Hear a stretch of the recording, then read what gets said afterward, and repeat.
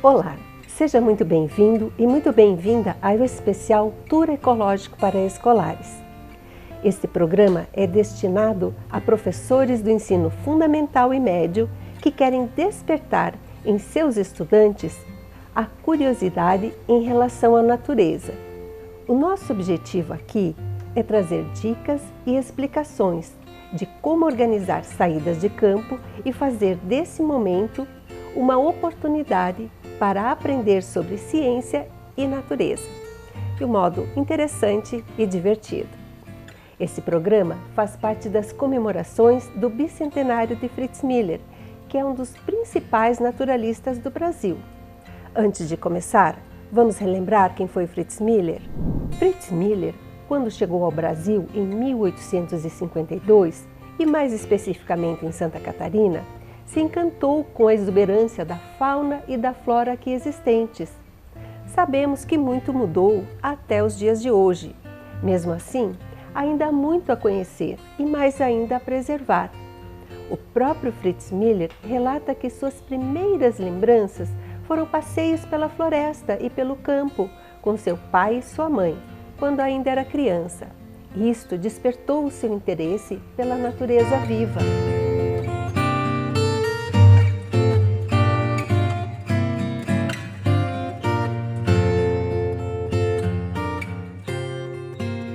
Para falar como o olhar de Fritz Miller pode inspirar nossas saídas de campo, estão aqui conosco os professores da Universidade Federal de Santa Catarina, Alberto Lindner, Rogério Tonucci e a escritora e ilustradora botânica Maria Cristina Tonucci.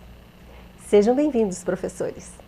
Professor Alberto, quais as dicas e orientações para quem mora nas cidades litorâneas de Santa Catarina? Glória, agradeço o convite, né? É um prazer aí falar do Fritz Miller e de atividades e trilhas feitas na natureza, especialmente em locais da nossa costa. E é muito legal porque a gente consegue fazer atividades, inclusive, em locais que o próprio Fritz Miller esteve, né? Como é o caso, né, da Praia de Fora, que está sendo mostrado agora, que tem uma certa acessibilidade aqui no centro da nossa cidade, né? Mas tem muitas outras possibilidades, né? Vou passar alguns aqui nos slides. Por exemplo, temos aqui a Praia da Daniela, também em Florianópolis, né? E a gente consegue observar, Glória, nesses locais, animais como é o caso do caranguejo Maria Farinha, sendo mostrado ali que foi um estudo feito pelo Fritz Miller aqui em Florianópolis, citado pelo Charles Darwin no livro A Origem das Espécies, né? Então é bastante fácil, bastante simples a gente observar esses animais, mas para isso a gente tem uma certa preparação, né, das atividades para trazer as pessoas, né, os jovens, as crianças, adultos, para o ambiente marinho, que tem uma certa particularidade em comparação com o ambiente terrestre, como é o caso das marés, né, que eu vou explicar já daqui a pouco. Mas antes disso, né, mais alguns exemplos aí de animais. Aqui uma água viva, né, que o Fritz Miller relata numa carta para o Charles Darwin. Essa aí não queima, por acaso, tá? Já a caravela, que ele relata também, essa queima muito. Então, no ambiente marinho, a gente também tem alguns animais que temos que tomar um pouco de cuidado, né? Então, já falo, né, em seguida um pouquinho sobre essas particularidades do nosso ambiente marinho. Num grupo de alunos nossos aí da universidade. Então, por conta, né, desses desafios para a gente trazer grupos, né, e realizar atividades ao ar livre em ambiente marinho costeiro, na publicação do livro Vida Marinha de Santa Catarina, né, que eu trouxe aqui um exemplar, inclusive para usar como colinha, porque a gente não lembra de tudo, a Patrícia Maria Schubert Pérez, muito generosamente, se ofereceu para escrever um capítulo chamado Mar como Sala de Aula, e nesse capítulo nós temos dicas, né, de como realmente realizar esse tipo de atividade, né? Um livro que está disponível, né, à venda na nossa editora e também da nossa editora. Mas assim, grosso modo, Glória, o que nós temos são dois pontos principais, né?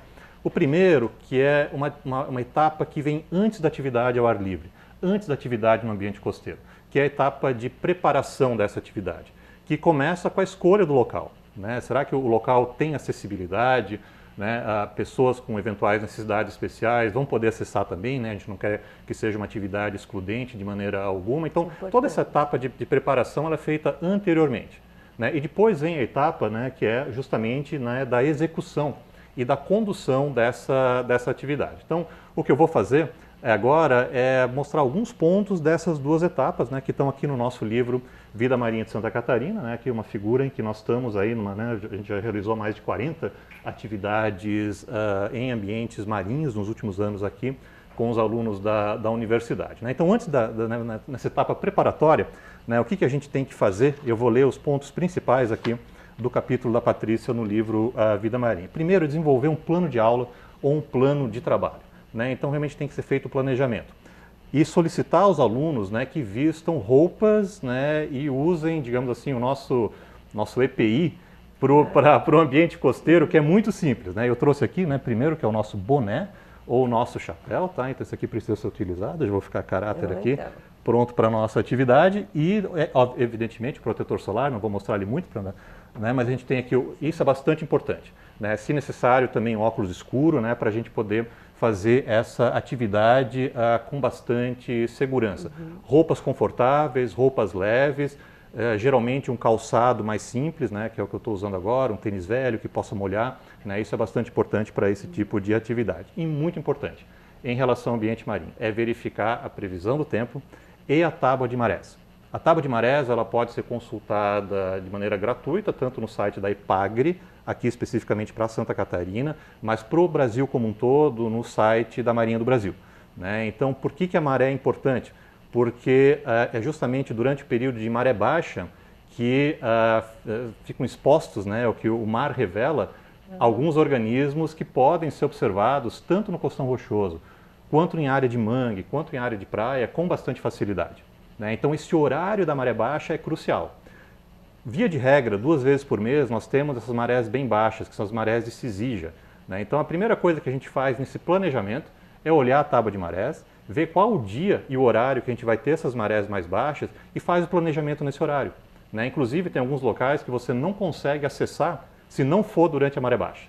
Né? Então, realmente é bastante importante a gente ter esse planejamento das marés, né? Trazer roupas adequadas, checar essa questão da acessibilidade do local, né? Isso tudo antes do início da nossa atividade. Tem mais algumas dicas aqui, mas eu vou deixar para os leitores do nosso livro A Vida Marinha de Santa Catarina. E a segunda etapa é a questão realmente da execução da atividade e da condução dos alunos. Né? Então aqui eu vou passar algumas dicas que são bastante interessantes. Né? A primeira delas, que é muito importante, é delimitar a área de trabalho. Né? Especialmente quando você está lidando com grupos de pessoas, né, de alunos menores, né, crianças, né, que realmente gostam de explorar bastante. Porque uma vez que você sai da sala de aula, sai daquele mundo de 4 paredes, né, você realmente tem o limite, não existe limite. Então é importante deixar muito claro que depois daquela rocha não passa. Né, ou passando aquela árvore, então delimitar muito bem a sua área. Então isso é uma dica bastante importante. Segundo, né, repetir as regras e as expectativas antes de começar a atividade. Né? Então, se você já teve uma reunião com o teu grupo uma semana antes, por exemplo, antes de começar a atividade, você reúne o grupo, né, que é o que a gente está fazendo ali, por exemplo, no Costão Rochoso. As regras elas são repetidas, não pode passar daquela pedra, esse tipo de coisa, né?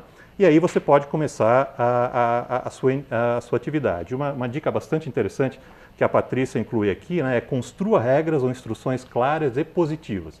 Por exemplo, né, em vez de falar assim, não fique sozinho, né, que é uma coisa mais negativa, você diz, fique sempre com seu parceiro. Né? Então isso é uma dica bastante interessante para a gente utilizar com os alunos.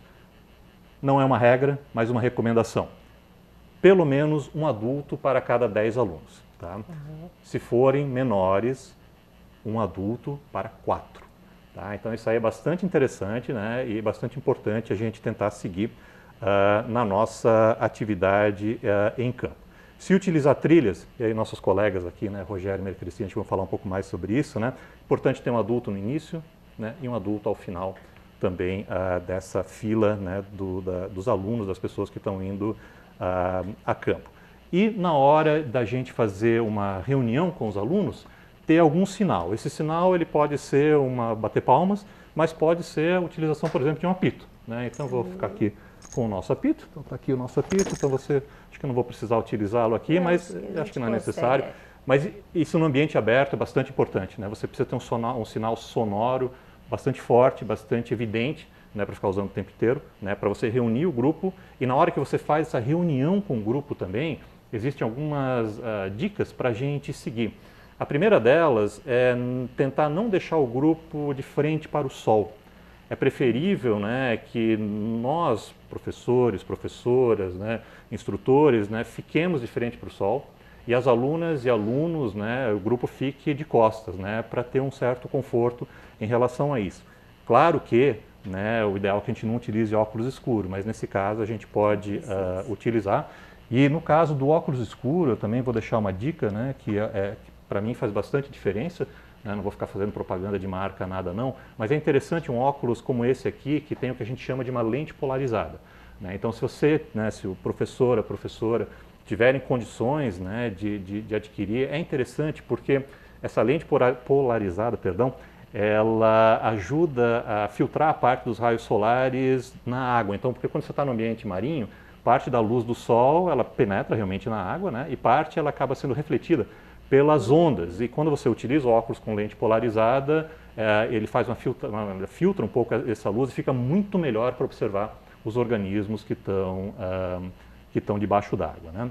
Mas voltando à questão da reunião do grupo, é também interessante, né, se for possível, deixar o vento pelas nossas costas como instrutor, né, para que o som vá em direção aos alunos e às alunas também. Né? Então tem uma série de pequenas dicas, eu não vou entrar... Detalhes que fazem a diferença. Né? Exatamente, mas eu não vou entrar em todos os detalhes, né? Realmente acho que não é o objetivo hoje aqui. Tem no livro, a gente pode conversar um pouco mais também num segundo momento. Eu trouxe aqui alguns outros... Eu vi que aqui temos mais alguns convidados. Pode apresentar eles para nós, aqui a gente tem o Fritz Miller, né? Tem o nosso Charles Darwin, né? São de uma colega, né? A Vanessa, colega nossa ali da universidade, aluna da bioquímica, né? Que faz esse material bem bacana. E eles estão observando esses materiais aqui que a gente pode utilizar durante a nossa atividade em campo também. Né? Então, um que é bem interessante é a nossa lupa. Né? Então, muitos animais marinhos, muitos organismos marinhos, acho que eu tenho ali uma imagem, por exemplo, de uma anêmona, né? Então você vai no período da maré baixa e você encontra alguns desses animais ou em poças de maré, que é o caso ali, ou muitas vezes fora d'água mesmo, né? Durante o período da maré baixa. E aí uma lente como essa é bastante interessante. Tem vários modelos, né? Tem essa aqui que eu gosto bastante, que dá para ver de longe. Tem algumas lupas que são um pouquinho menores também, esse equipamento bastante simples. Temos uma outra aqui que eu também gosto bastante, né, que a gente pode pegar uma folha ou eventualmente um pequeno crustáceo morto que foi encontrado. Você põe ele aqui dentro, né, dentro desse recipiente, né, e aí aqui você tem a lupinha aqui por cima. Né, então você tem a lupa, aí você pega aí, observa e por aqui a gente tem uma escala. Né, então dá uma ideia também do tamanho desse organismo. São todos equipamentos muito simples, né, que a gente pode levar para campo para observação. Quem tiver eventualmente um binóculo é interessante também, porque ele é um equipamento que permite, evidentemente, né, observar algum organismo que porventura tenha aparecido a uma distância maior. Uma baleia, um golfinho, uma tartaruga, um pinguim, uma ave, né? E aí o binóculo pode ser interessante também para observar esses organismos. Né? A bússola nem sempre é necessária, mas às vezes é interessante ter uma bússola também para a gente ter uma ideia, pelo menos, dos pontos cardeais, onde o sol nasce, coisas desse tipo, né, que no ambiente marinho pode ser interessante, inclusive para explicar o fenômeno das marés, né, que é algo que a gente pode aproveitar essa oportunidade para fazer uma explicação em relação a isso também. E por fim, eu vou voltar nessa imagem aqui que nós estamos no Costão Rochoso, né? A gente tem que sempre ter muito cuidado com a segurança. Né? Então, esse é um exemplo de um local onde eu já fiz dezenas de atividades com as nossas alunas e com os nossos alunos da universidade, adultos. Não é um local onde eu levo, por exemplo, crianças. Tá? Por quê? Porque nós temos um ambiente com muitas rochas, muitos locais potencialmente cortantes, né?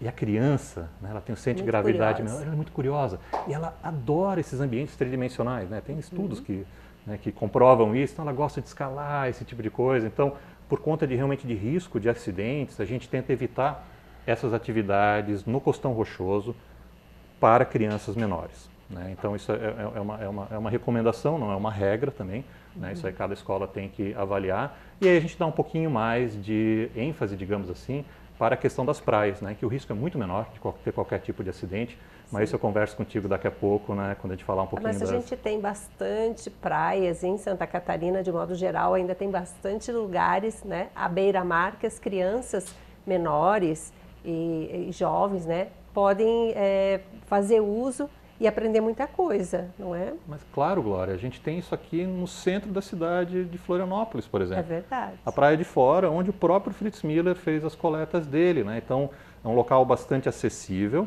Claro que num local que tem um impacto antrópico humano muito maior do que outras praias, então que já teve uma redução da sua vida marinha, né? Mas mesmo assim ainda tem uma vida marinha nesses locais, então é um local de relativo fácil acesso. Mas mesmo alguns locais um pouquinho mais próximos, como a Praia da Daniela, que eu comentei agora há pouco também, tem uma vida marinha bastante exuberante, né? É bastante interessante também.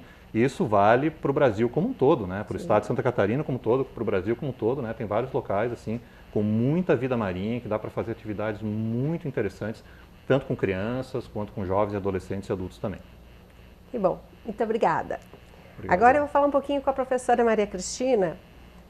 Gostaria de saber, então, quais as orientações para um tour ecológico em um parque, para quem mora em cidade que não tem litoral, mas quer muito aprender a fazer um tour ecológico para escolares. Então, essa primeira, assim, quais as orientações, né? Depois, é possível realizar um tour ecológico na própria escola ou nos arredores dela? E, finalmente, quais os cuidados que devem ser observados com os estudantes de educação infantil? Bom, primeiramente, olá Glória, olá todo mundo, muito obrigado por essa chance da gente poder falar um pouco sobre as trilhas com as crianças. Trilhas para reconhecimento de árvores. Então, como seriam essas trilhas? O que levar numa trilha? Será que eu posso levar um agasalho de frio num dia que está muito calor? E um short bem curto? E um óculos que não seja um óculos de sol? Posso levar meu cachorrinho? Posso ir de chinelão? Bom, vamos ver então. Para as trilhas em parques, temos que tomar cuidado com duas coisas que hoje em dia são, assim, uma preocupação constante dos professores. Os mosquitos. Vocês sabem que às vezes, por causa de algumas picadas e muito dolorosas, algumas professoras desistem de fazer trilhas em parques? Então vamos ver como é que a gente faz isso. O que eu posso orientar quanto à roupa dos estudantes?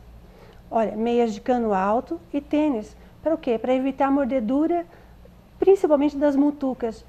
Acreditem, elas encontram a canela da gente. E dói muito. E principalmente para crianças, né? E nós estamos falando aqui de trilhas com o pessoalzinho do fundamental, até mais ou menos ali 6ª e 7ª série, que a gente precisa ter mais cuidado. E as mochilas? Mochila bem leve, porque a dor nas costas, depois de uma caminhada de 1 hora, ela vem mesmo. Vamos seguir. Quanto às roupas ainda, então tem 2 opções aqui para as crianças, para orientar as crianças. Calça comprida, mais uma blusa de manga comprida, se for uma trilha, assim numa mata muito fechada. E acreditem, os galhos, eles vão roçando na gente e vão cortando. Então, muito importante essa blusa de manga comprida, se for em trilha de mata fechada. E se for num lugar, por exemplo, como o Parque do Córrego Grande, que é um lugar na cidade que as professoras levam mesmo, muitos alunos. Pode ser um short e uma camiseta de cor clara? Pode. Mas esses 2 conjuntos de roupas têm uma coisa em comum. Repelente de insetos, pessoal. Lembra que eu falei no vídeo anterior? Olha, mosquitos e mutucas acabam com a alegria de vocês numa trilha. Ok? Então temos essas 2 opções. Continuando, e se a trilha for numa mata fechada? Além do repelente, que você vai passar nos braços, no pescoço e no rosto, também, depois que passar o repelente, protetor solar, gente. Então, fator limitante 30, no mínimo, hein? Principalmente para as crianças bem clarinhas. Eu posso usar joias, eu posso usar colares e muitos anéis quando eu vou fazer trilha? Olha, a gente aconselha que não. Não é que a gente vai causar algum incômodo para a pessoa que vai fazer a trilha, é que pode enroscar nos galhos e aquilo machucar as pessoas. durante as trilhas. Então nada de joias, pessoal, nem brincos, porque os brincos enroscam nos galhos, principalmente quando você vai abaixar e passar perto de uma árvore, ok? Vamos lá, vamos continuar aqui. Então o que vai nessa mochila leve que eu falei? O apito, que o professor Alberto aqui já recomendou, um óculos escuro, um boné, um livro. Agora esse livro pequeno com uma canetinha, o que será isso? Nas trilhas que nós fazemos com árvores, é muito importante você ir anotando o quê? Perguntas, porque essas trilhas que nós fazemos para identificação de árvores, tem sempre mini palestras depois. Então, você vai anotando as suas dúvidas durante essa caminhada. O celular ali, pessoal, eu coloquei, porque todas as trilhas que nós estamos fazendo hoje em dia, as crianças vão com celular. E acreditem, até em trilhas que nós fizemos na Amazônia, o pessoalzinho estava com o celular na mão. Mas como que a gente usa então esse celular? A favor da trilha. Conforme a gente vai falando o nome da árvore, a criança pode ir acessando no celular e encontrar aquela árvore que ela está vendo, ou até bater foto e postar no Instagram. Sim, porque nós estamos nas mídias, nós estamos na rede social. E conta muito pra gente essas fotos, né, que eles dizem que postam depois no Instagram e no Facebook, dizendo que participou daquela trilha. É muito importante essa parte. Mas de tudo isso que eu estou mostrando para vocês, o que é mais importante é o segredo de toda a trilha. Água, pessoal. Não dá para fazer trilha sem água. Uma garrafinha de água em todas as mochilas. A desidratação é uma coisa assim terrível, né? E pode acontecer. E quais são os principais sintomas de desidratação? Leve, né? Tontura, dor de cabeça e os lábios ficam muito ressecados. A pessoa fica com sede. Então aquela aguinha que ela colocou na mochila, ó, é fundamental. Tá certo? Agora, eu vou pegar um gancho aqui do professor Alberto também. Uma coisa importante agora para os monitores. Os monitores, que são no mínimo 3 a cada 15 crianças, né? Ou um monitor para cada 4 crianças, como ele falou. Um sempre na frente, no meio dessas 15 crianças, e um sempre atrás. Importante esse da parte de trás. Por quê? Porque com a nossa experiência de trilhas com crianças, elas correm, gente. Elas correm muito. E não dá para marcar bobeira, porque elas podem se perder se a trilha principalmente for fechada. E também recomendamos para os monitores levarem walkie-talkies. Nós fizemos trilha já com mais de 70, 80 crianças. Então, os grupos foram divididos, 10 crianças em cada grupo, 3 monitores para cada 10 crianças. E depois, cada um vai para um lado, e como é que eles se comunicam? Os monitores têm que se comunicar entre si, para evitar acidentes, tá, gente? Isso é fundamental. Um acidente, uma coisa assim, acaba com a diversão de todo mundo, não é verdade? Então, vamos lá. O que mais que a gente pode falar para os monitores, né? Como que o monitor de uma escola, agora pegando aquela pergunta da Glória, como é que o monitor de escola vai conseguir fazer uma trilha? Será que ele consegue identificar as árvores daquela trilha? Isso dá uma dor de cabeça para eles. Como é que eu vou falar? Porque não tem, a maioria dos parques não tem placas, né? Vamos ver então como é que a gente vai fazer isso. Para os monitores ainda, cuidado monitores, luva para os monitores da frente, se a trilha for fechada, para eles irem retirando aranhas, né? E teias de aranha da frente, porque as crianças não veem essas teias, né? Desculpa. E de um dia para o outro, mesmo que você tenha verificado a trilha um dia antes de passar com as crianças, a aranha já fez aquela teia de novo lá. Terrível isso. Então, vamos tomar cuidado. As aranhas saltadeiras, como a que está ali no slide, é muito problemático, principalmente se ela fica perto de bromélias. Então, cuidado com as bromélias, pessoal. Não deixe as crianças chegarem muito perto das bromélias, não, né? E as moitas. Nas trilhas, principalmente quando tem muita serrapilheira, tem muitas moitas de material em decomposição. Olha, aqui em Santa Catarina tem muita desse tipo de cobra que está mostrando no slide, que é a cobra coral. E vou falar uma coisa aqui terrível, olha, não tem remédio para o veneno dela. né? Então, como é que você vai levar as crianças numa trilha?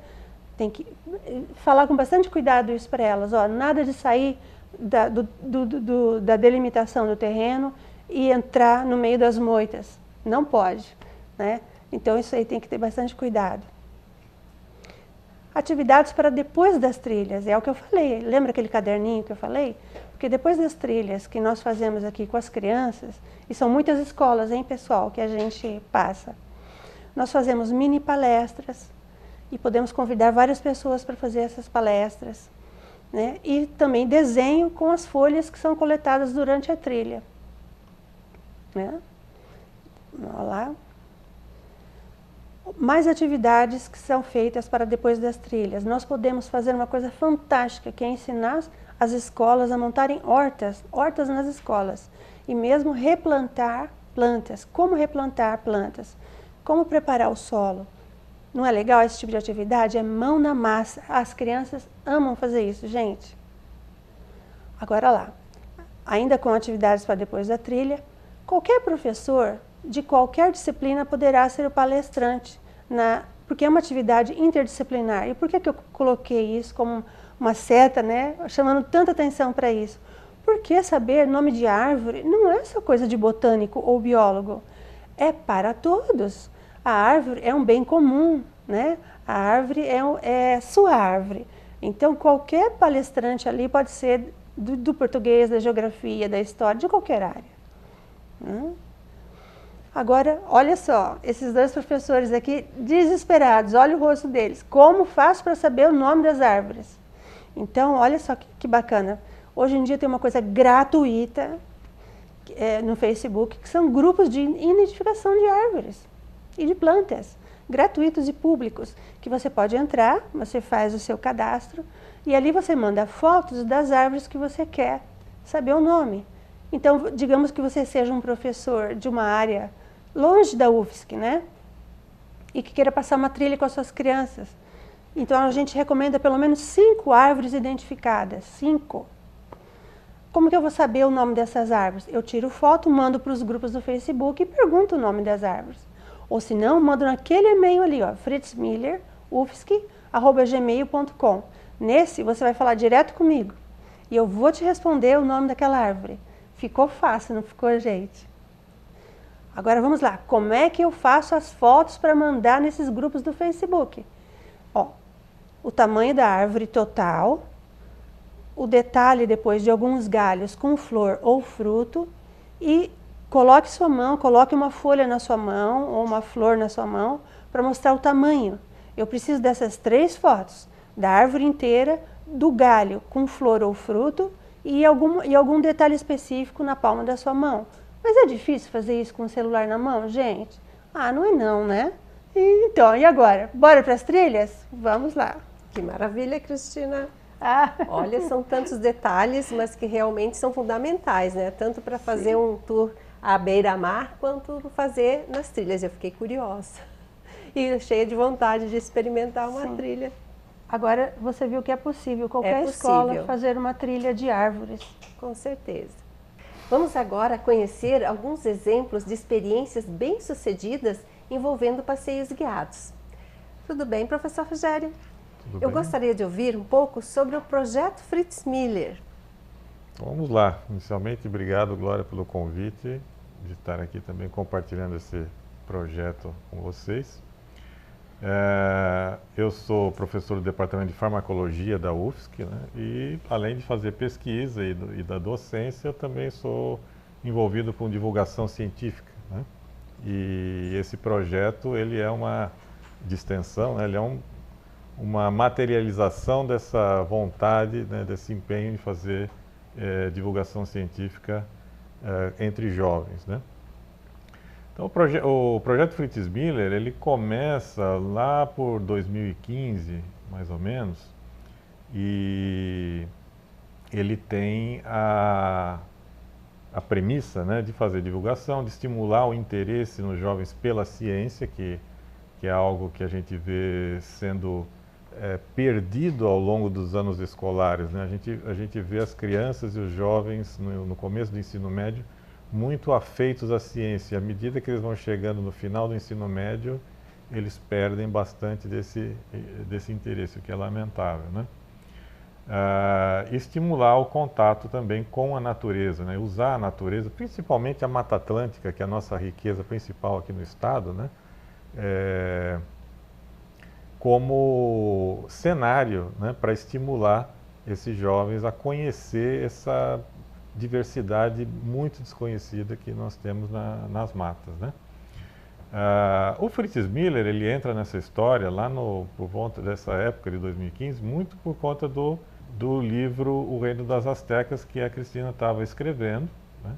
E também com essa vontade de desenvolver uma linguagem adequada para crianças, para falar sobre ecologia, sobre diversidade botânica, né? Estimular a curiosidade. E eu vi nisso também uma grande oportunidade de engajar isso dentro de um projeto dentro da UFSC, né? Que a UFSC, que eu chamo, a UFSC é um gigantesco projeto social, né? E a gente pode ter a disponibilidade, né, os recursos para poder fazer muita coisa extramuros, né, da universidade. Isso é muito rico.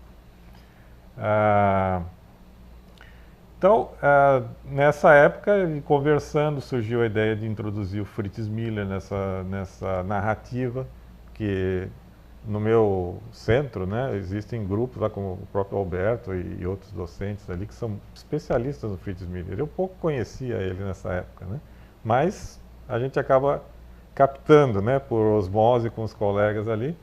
E me veio essa ideia, né? Por que não colocar o Fritz Miller como personagem, né, nessa narrativa? E junto com os bichos que vão aparecendo, né? Porque o Fritz Miller é para mim, ele é a essência da pesquisa científica, na sua forma mais natural, mais romântica, né? Até por ele não ser acadêmico, então ele está fora da academia, ele fazia as coisas por vontade própria, com os próprios recursos e parcos recursos, diga-se de passagem, né? Ele produziu um material de qualidade científica inestimável, tanto que o próprio Charles Darwin, né, como o professor Alberto bem lembrou ali, reconheceu isso e exaltou isso, né?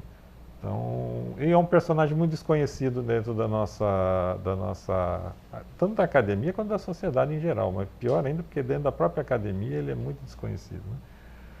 Mas enfim, e com esse jeitão do Fritz Miller, né, que era bem assim mesmo, né? A gente tem poucas fotos dele e a gente começa a brincar então com o desenho, porque a gente tem liberdade, como tem muito pouca representação dele original, né? A gente pode inventar. Então, e tudo fica parecido com ele porque a gente não tem muita noção exata, né? Mas era um cara que andava assim mesmo, né? Bem à vontade, com o pé no chão, descalço, entrava na mata. Quer dizer, em termos de EPIs aqui, de tudo que falou, ele está um pouco desatualizado, né? A gente teria que chamar, ele não é o melhor exemplo, principalmente andando descalço. É verdade. Mas tem essa coisa da naturalidade dele, da originalidade, né? E é um sujeito que ele, se conhecendo a história dele, a biografia dele, ele transpassa, né, um amor pela natureza, pelas coisas, pela diversidade, que é fantástico. Isso é o começo da ciência, você ter essa curiosidade por tudo isso que está à volta da gente, né?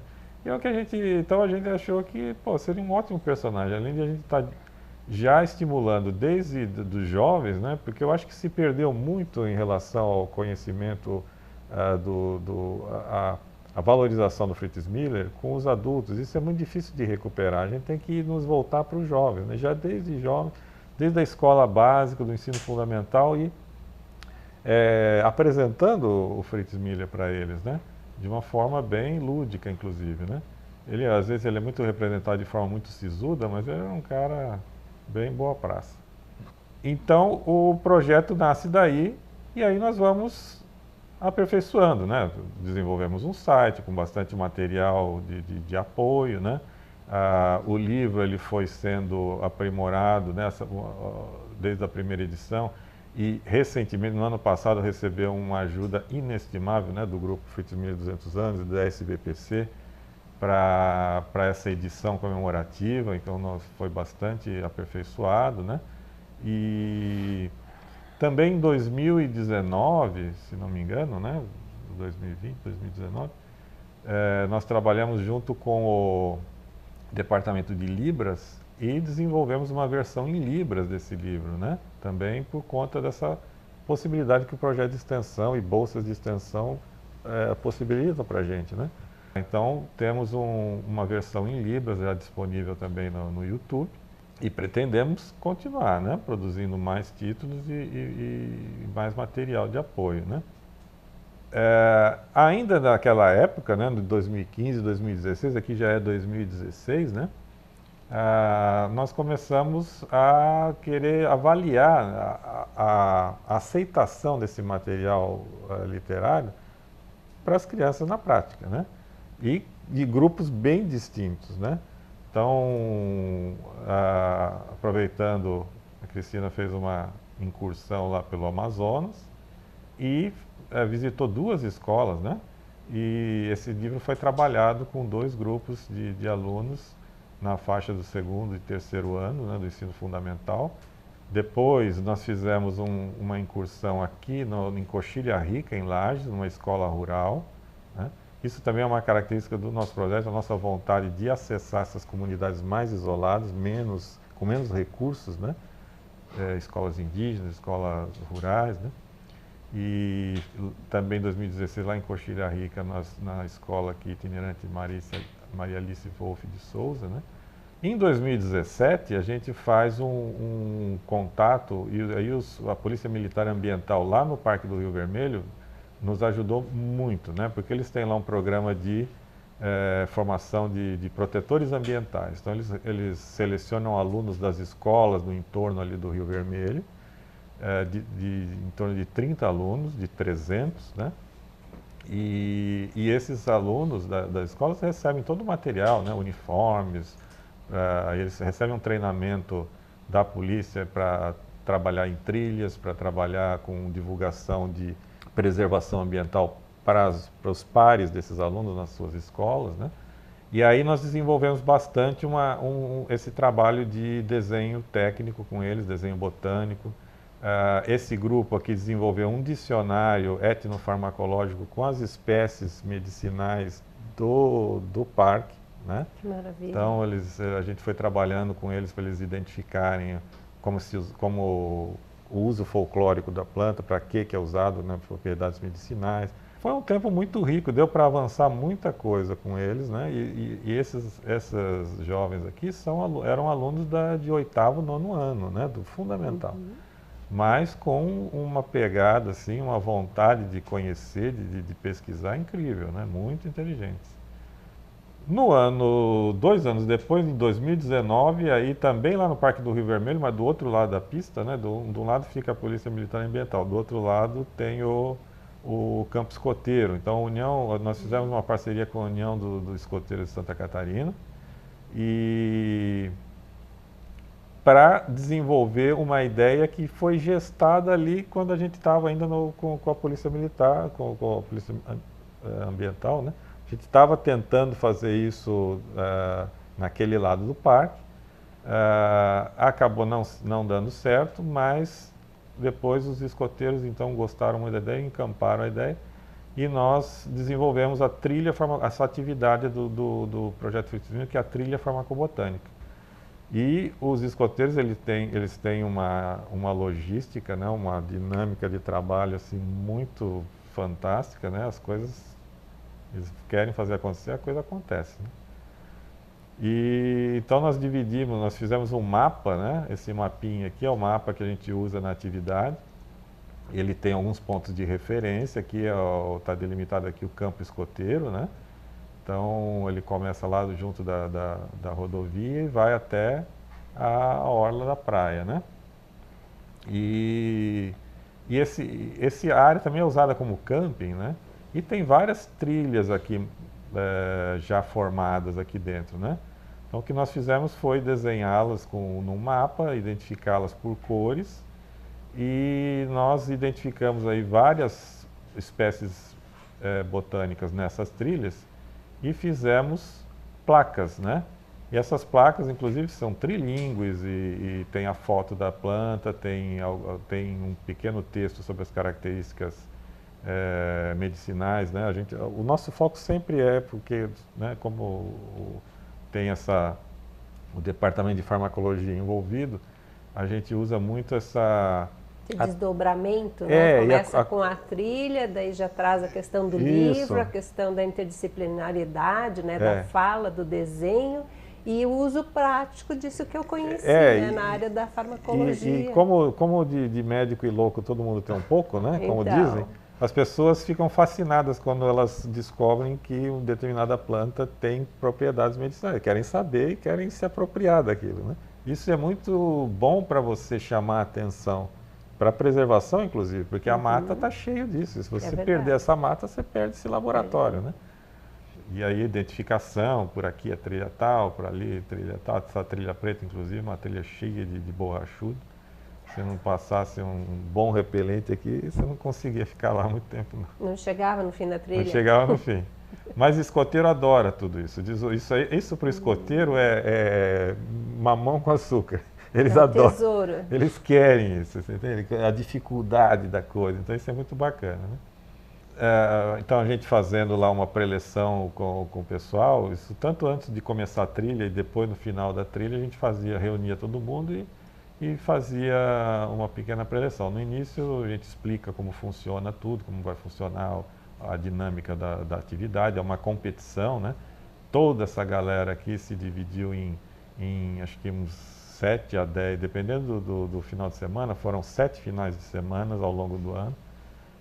Dependendo do final de semana, tinha mais ou menos. Inclusive teve um que eram com grupos escoteiros específicos para jovens e adultos, né, portadores de síndrome de Down. Olha que maravilha. Então, e eles adoraram essa atividade, foi assim, nossa, é de chorar a receptividade e como eles se desenvolveram. Inclusive, relatos ali, né, dos escoteiros que estavam organizando, né, responsáveis por esses grupos, que determinados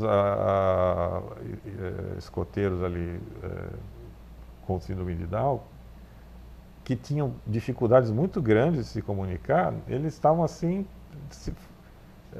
transformados naquela atividade, né? Espontâneos, falantes, né? Super à vontade. E interagindo muito, porque é uma situação muito interessante, né? Que desperta muito essa curiosidade, né? Das pessoas, porque isso desenvolve essa vontade de trabalhar em grupo, de desenvolver. Então essa atividade caiu como uma luva lá para eles e os adultos também se empolgavam demais, porque depois eles vinham perguntando, não, mas essa planta aqui, eu tenho um negócio aqui também, e se essa planta é boa para determinada coisa. Claro que a gente não fica dando consulta, porque não é o caso, mas, como esse assunto motiva, né? É um assunto motivante para as pessoas, essas propriedades medicinais. Cadê E aqui cenas, né, dos grupinhos em momentos diferentes, de épocas do ano diferentes, eles estavam lá nas trilhas, então eles estão olhando a folha, olhando o desenho que tem no mapa, comparando, ver se é, se não é, olha a placa. Então esse processo de identificação, ele é essencialmente a pesquisa científica, né? O método científico de avaliar, será que é essa? Aí eles discutem entre eles. Ah, mas tem esse formato aqui. Ah, mas não tem esse dentinho aqui, a folha, então não deve ser. Então, e eles vão fazendo isso, né, rapidamente, isso... Enfim, esse projeto, obviamente, ele só existe por conta da colaboração de várias pessoas, né? Então, a Cristina aqui trabalha, nos ajuda muito, né, com a identificação botânica.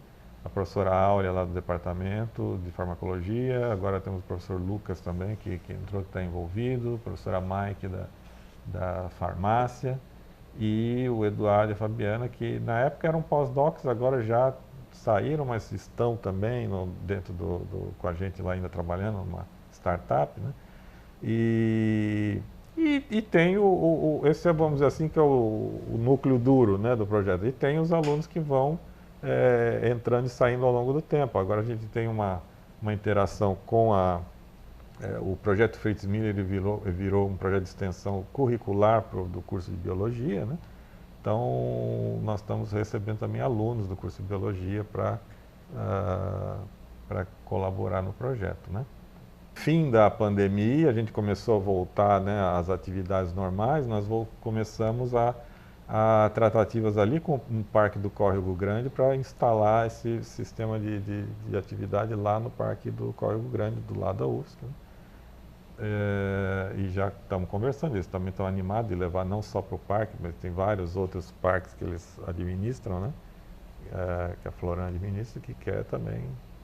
Então, isso é muito bom, porque eles têm um cronograma para receber escolas lá, né? E essa logística é muito boa para a gente, porque a gente não consegue ter essa dinâmica de fazer o agendamento com escolas por nós mesmos, né? E, então, ter parceiros que fazem isso é muito bom para a gente. A gente chega lá, instala o projeto e executa o projeto. É um trabalho de equipe, né? Sempre em equipe. É isso aí. Muito obrigada, professor. E agora? O que o professor Alberto pode nos contar de experiências que já existem com relação a ações com a área litorânea? Agora, a gente faz atividades de campo, né, levando alunos da UFSC, da oceanografia, né, da biologia, da engenharia de agricultura também já há muitos anos, né? Então a gente tem um pouquinho de experiência, né? Vou comentar algumas coisas. Antes eu vou complementar uma fala aqui do meu querido colega Rogério, do EPI, do Fritz Miller, né? Então o modelo aqui da Vanessa Chadek de Conto tem o chapéu do Fritz Miller aqui, né, gente? Então olha só, isso aqui era um chapéu grande, né? Então não é que nem o boné que eu trouxe, que é só aqui na frente, né? E tem que explicar, né, gente, muitas vezes para os jovens que o boné é para frente, né, não é para trás, né? Então, assim, tem que só lembrá-los disso. Mas ele tinha, né, agora falando sério mesmo, né, ele utilizava o chapéu bastante e a camisa de manga comprida, né, porque não tinha o protetor solar que a gente tem hoje, né? Hoje eu vou de camiseta, mas passo o protetor no braço, né? Mas na época, assim, era camisa né, leve, claro, mas de manga comprida, calça também, né, comprida por vários motivos que, né, a Maria Cristina já comentou. E complementando a Maria Cristina, também está aqui nossa água, tá? Então realmente a gente nunca esquece a nossa água, e aqui não tem a prancheta, não tem mas tem a pranchetinha, na verdade, não é um caderno de campo, então vamos deixar aqui junto com completando o nosso equipamento aqui também. Então, muito bem. Então, nas nossas saídas de campo, né, eu vou até só voltar um pouquinho para o Costão Rochoso. Às vezes a gente leva até grupos de idade um pouquinho menor para observar o Costão Rochoso quando ele é adjacente à praia. Então, note naquela foto ali, né, que são os nossos alunos e alunas da universidade, tá? Mas o pé dele está na areia. Tá? Então isso a gente consegue fazer, mas deixando muito claro, né, eu já comentei isso anteriormente, delimitar bastante a área. Então não é para subir nas pedras, tá? Não faça isso. Então tem que deixar isso bastante claro, né? Nesse caso, notem que está todo mundo com sapato, com calçado adequado para andar no costão, porque essa atividade especificamente foi no Costão Rochoso, né? Mas quando é somente na praia, que é o que eu vou mostrar agora, pode-se também ir descalço, tá? Então é mais confortável, inclusive, dessa maneira, né? Então, assim, não é que é proibido ir no Costão Rochoso com crianças, né? Mas tudo tem que ter cuidado. Tem que ter o cuidado, né? E uma coisa que é muito, assim, preocupante, né, aqui em Santa Catarina é a questão de afogamento. E, claro, ninguém vai entrar na água do mar, tá? Toda essa questão subaquática eu não vou abordar hoje, né? Porque tem todo um grau de complexidade para levar as pessoas para mergulhar. Eu mergulho há mais de 30 anos, adoro. Mas acho que a gente precisaria ter um programa só para isso, tá? Então, isso a gente fica para uma próxima, Glória. Isso. Mas, muitas vezes, né, o que você também tem afogamento de pessoas que estão no Costão Rochoso e vem uma onda e acaba arrastando, né? Então, isso né, a gente tem muitos casos de afogamentos aqui em Santa Catarina por esse motivo também. Então, tem várias razões pelas quais o Costão Rochoso, ele é um pouquinho mais atenção, né? Mais desafiador. Mas, nesse caso, né, que tem um Costão Rochoso logo adjacente à praia, é bacana. A gente consegue ficar com o pé na areia, né, num local mais tranquilo também, observando alguns organismos marinhos, e tem alguns muito interessantes, que nem a própria anêmona do mar, que a gente acabou vendo ali, né? Então, essa anêmona do mar, ela está com seus tentáculos distendidos, uma pequena poça de maré, que é literalmente uma poça que fica mesmo durante o período da maré baixa, né? E essa é a mesma espécie, na verdade não é a mesma, mas é uma outra espécie de anêmona do mar, já fora d'água durante o período da maré baixa, então ela fica toda fechada, então a gente consegue comentar um pouquinho essas questões com as alunas e com os nossos alunos. Mas o que a gente tem de sobra aqui, né, Glória, são as nossas praias, né? Então, eu já tinha comentado anteriormente, né, que o horário e o dia ideal para fazer esse tipo de atividade é no período da maré baixa, especialmente as marés de Cisígia, né? Nós vamos ter 2 períodos desses, via de regra, por mês, né? Então você vai lá na tábua de maré, vê o horário da maré baixa de Cisígia daquele mês, tenta marcar a atividade mais ou menos nesse horário. A gente começa uma meia hora, 1 hora antes, né, da maré baixa, para realmente aproveitar esse momento. Isso aí especificamente na Praia do Daniela, que é uma praia que durante o período da maré alta muitas vezes some praticamente, né? Então toda aquela faixa de areia que está sendo observada ali, ela acaba ficando recoberta. Então a importância realmente da tábua de marés, né, no caso de qualquer atividade feita em área, né, de costão, de praia e de mangue e marisma aqui em Santa Catarina, né? E andando ali nessa região que a gente chama de entre marés, a gente começa a observar alguns organismos, né? Então tem ali um ser gelatinoso, né, uma pequena água-viva, chegando um pouquinho mais perto, isso aqui é uma outra, mas fotografada no mesmo dia, é uma Olindia sambaquiensis, né?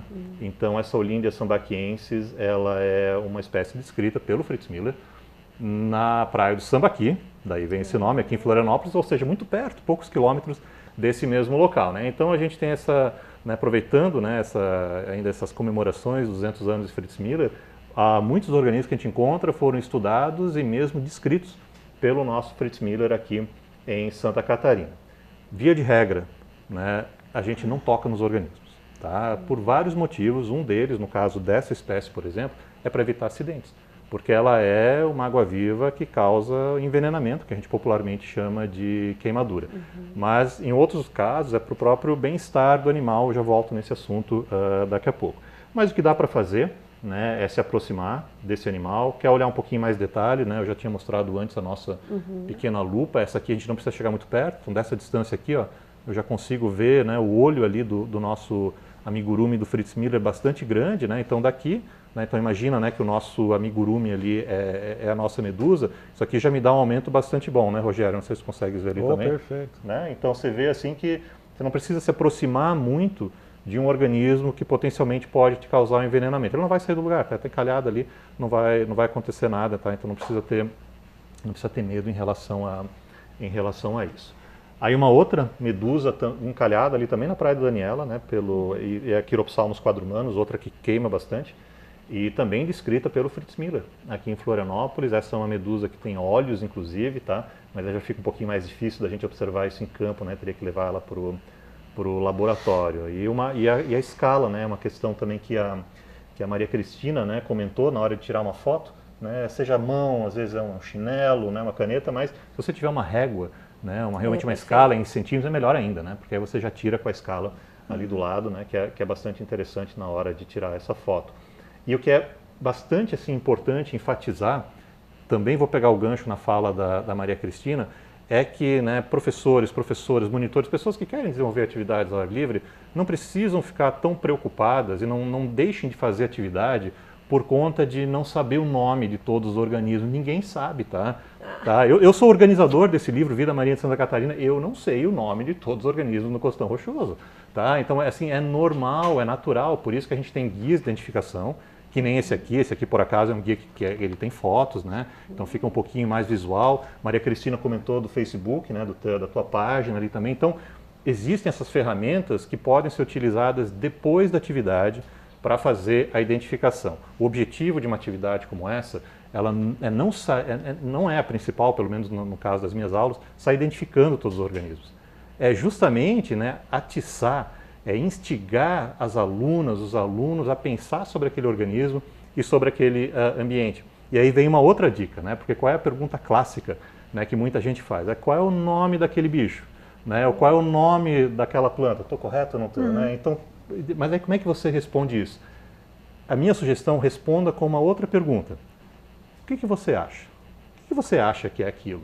né? Então, e aí você estimula a pessoa a pensar sobre aquilo, né? E aí você começa a dar umas dicas, né, de como chegar na identificação. Olha, mas qual será que é a simetria daquele organismo? Ele é duro? Ele é mole? Será que ele vive ali mesmo?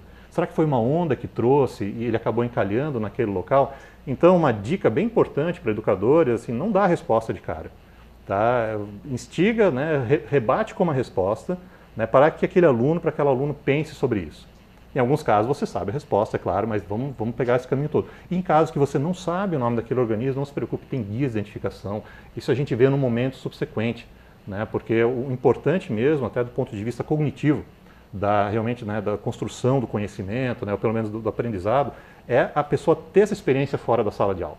Né, e ela realmente, isso vai ser uma coisa que ela vai lembrar por muito tempo. Isso a gente vê nos nossos alunos e nos nossos alunos, que é algo muito diferente daquela experiência que eles têm entre quatro paredes. O Rogério e Maria Cristina quiserem me interromper a qualquer momento aqui para complementar, fiquem à vontade. Tá? Eu ia comentar, a gente já comentou anteriormente, né, que o objetivo dessa ação é instigar nas crianças, né, nos jovens, nos estudantes, despertar o cuidado para com a natureza. É o olhar que isso que está aqui do meu lado, é uma árvore. Olha, é uma árvore que dá frutos, só folhas, ela tem alguma função depois, né, medicinal ou não. Este animal, como é que é? Então, é despertar esse olhar sensível, esse cuidado, né? E essa questão de ficar trocando perguntas também vai estimular o germezinho do pesquisador, do cientista, né? E ao mesmo tempo ele vai ser mais cuidadoso, porque tudo que me cerca é motivo de uma pesquisa, de um interesse, e que é o que a gente está precisando, né? Sim.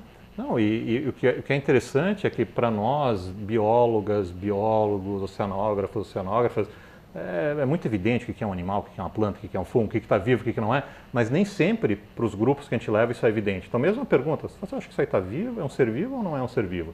Será que isso aí é uma planta ou é um animal? Alguns são muito evidentes, óbvio, né? Mas assim, outros nem tantos, né? Uma esponja, por exemplo, é uma planta, é um animal, é um fungo. Então, são perguntas muito instigantes que naquele ambiente, né, do ponto de vista novamente cognitivo, eles estão ali falando entre eles, é muito legal, assim, é muito desafiador justamente, né, como o Rogério falou, eles tentarem chegar entre eles a uma resposta. E aí o que a gente faz, né, além do momento da reunião ou do briefing inicial da atividade, a gente sempre faz um briefing final também, em que a gente retoma muitas dessas perguntas para não ficar tudo no ar também, sabe? Para não ficar a pessoa sair só com dúvidas, né? Mas a gente responde algumas coisas ali mesmo e outras, né, que nem já foi falado anteriormente, as pessoas acabam depois, né, na escola ou em casa, chegando às suas respostas. Mas continuando ali na nossa maré baixa, então aí uma estrela do mar, né, a Luidia senegalensis, né, mas de novo, não precisa saber o nome, né, é uma estrela do mar, é bastante interessante.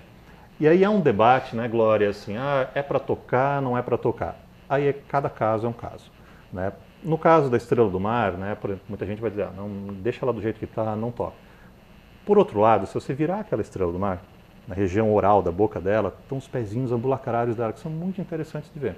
Então, assim, né, do ponto de vista educativo, né, se for interessante mostrar essa estrutura naquele momento, a gente acaba tocando mesmo. Tá? Então, toca, vira a estrela do mar, mostra ali muito rapidamente, para estressar o menos possível aquele animal, os pés ambulacrários, que é algo muito interessante, que vai ficar marcado realmente, né, para esses jovens, para essas crianças ou mesmo adultos, mas aí o cuidado, né, de retornar esse organismo do jeito que está. Do jeito que está, no exato mesmo local. Né? Então, e manusear o menos possível. Via de regra, a gente não toca. Tá? Mas quando a gente quer mostrar uma ou outra estrutura mais interessante, aí a gente acaba fazendo do ponto de vista realmente, né, educativo. Não tem certo e errado, né, mas é o que a gente acaba utilizando em relação a esses organismos. Né? E aqui eu queria agradecer, né, a Rosângela Teixeira e a Narjara Zimmermann, né, da Escola do Mar, que ela faz uma atividade fantástica ali na Praia da Daniela, utilizam, né, o guia que a gente publicou, o Vida Marinha de Santa Catarina, com as crianças, né, já há um bom tempo, e a gente faz monitoramento de água viva ali na Praia da Daniela, então de vez em quando eu acabo encontrando elas fazendo essa atividade, é muito bonito, muito legal ver o engajamento, né, dessas crianças, então essa é uma atividade muito interessante ali das nossas colegas e dos nossos colegas da Escola do Mar, feito por acaso também na praia da Daniela, então deixo aí, inclusive a sugestão de um bate-papo com elas aí num evento futuro, né, porque é uma atividade muito bacana que elas fazem. Meus agradecimentos a Rosângela e a Narjara. E por fim, gente, se alguém, né, que está nos ouvindo tiver interesse em conhecer um pouco mais as pesquisas específicas do Fritz Miller em relação à vida marinha, né, graças a você, aos colegas, amigos e amigas do projeto Fritz Miller 200 anos, né, foi publicado o livro Fritz Miller 200 anos no ano passado, né, com a organização, né, do Marcondes Marchetti, do Mário Steindl e de você, né, Glória, e eu tive, né, a honra de escrever um capítulo sobre justamente as pesquisas marinhas do nosso Fritz Miller aqui na ilha de Santa Catarina. Então lá tem um pouquinho mais de informação, se alguém tiver interesse, e é gratuito, né, esse livro, né, o PDF, sobre esse tipo de pesquisa que ele realizou por aqui. Obrigada, professor Alberto. Obrigado, Glória. Então, agradecemos a presença e generosidade dos professores aqui, né, compartilhando um pouquinho do seu conhecimento. Sabemos que o assunto não se esgota, como bem disse o professor Alberto, o professor Rogério e a Cristina, né? E deixamos aqui o nosso obrigado. E para você que acompanha e quer saber mais sobre o Fritz Miller, pode acessar o site www.fritzmiller200anos.com.br. Lá estão artigos, livros, o e-book que o professor Alberto comentou, além de vídeos, tudo isso totalmente gratuitos. Esperamos que seja um ponto de partida para as suas saídas de campo. Agradecemos a todos por ter nos assistido.